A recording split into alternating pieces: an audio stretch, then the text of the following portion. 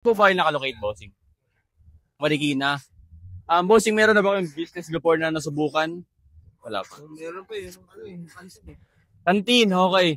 Bossing, ito, kaya tayo nagpa-franchise ngayon kasi marami na talagang customer na nag-request na palawakin na yung ating Emperor Fried Rice. Ngayon, bossing, sa sales kasi natin, talagang kaya mo mag-ROI within 2 months. Depende pa yun sa location mo.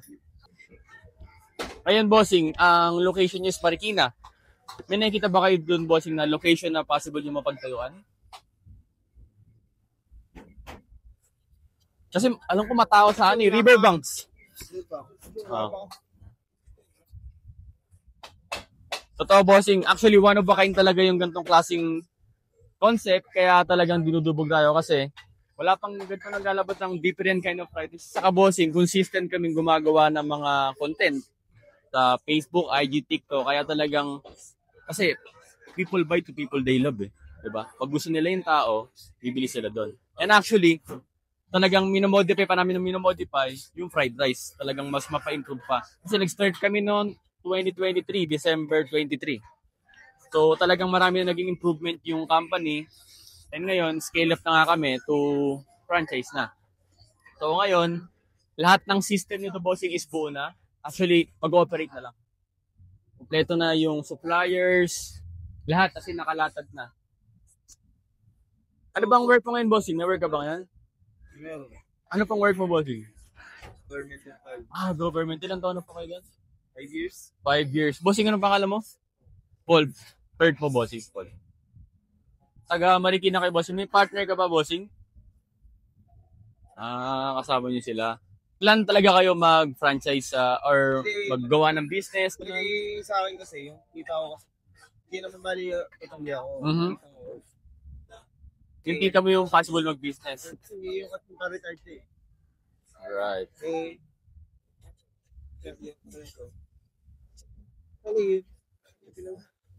Tinadya niyo po, bossing. Thank you po. Anyway, bossing, pag gusto nilang mag-ask about more details pa ng Emperor Fried Rice, huwag po kayo mahiya mag-PM sa page. Sa Facebook page or TikTok, IG, pwede po. Approach namin kayo doon, bossing. Sige po.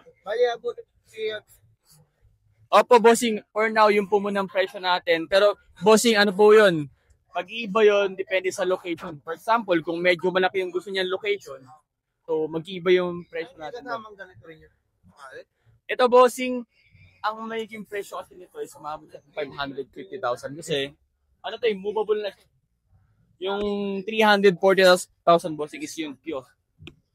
Kasama ng lutuan doon, meron na tayong exhaust fan, may initial stops na, may uniform, may training, siyempre social media, backup namin kayo doon. Lahat ng possible na pwede natin maging income, ibibigay din namin. Kumbaga ko, ano yung nagiging income ng store, hindi na magiging income ng franchisee. Kumbaga, tutulungan din namin sila para ba talaga may papapataas pa. Pero actually, Marikina is big market. Kaya talagang bumenta ng siguro more than 50,000 per day. Hindi naman ganun kami yung puma, hindi naman ganun kalaki yung space. Hindi, bossing, kasi actually ito, maliit pa nga siya eh. Kapag ito, mag-expand na kami dito, ginito na lang kami paano yung design. Kasi kaya ayaw namin baguhin kasi ito yung business model eh. Yung ganitong klase. Business model siya eh. Kumbaga, pwede mo siyang ilagay kahit saan lugar. Kaya hindi pa namin binabago kasi hindi siya nakilala eh. Kasi kung magbi-building na kami, hindi na makikita yung gantong model. Pero pwede naman, ilipat namin sa ibang lugar to. So, yun pinag-meetingan namin. So, yun ang pagpipilian. Kiosk, built-in store, itong food trailer, saka yung with drive-thru. So, with drive-thru, minamanifest namin siya within 2 years, meron na kami drive-thru. Sakali may mga details pa naman tanong.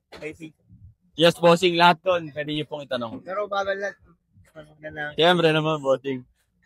Sige, bossing, tikman niyo po. Thank you, bossing. Thank you po. So, yun, sila bossing. Tanong sila ng franchise. Diba? Alam mo na, kung di mo pa natitikman ang #1 premium quality fried rice, just PM us. Pwede tayo sa Food Panda. And by next month, nire-ready ko na yung Grab kasi kompleto na ako ng papers eh. Pwede rin tayong lalamove kung malayo ka, Caloocan, Manila, Makati. Let's go, let's do it.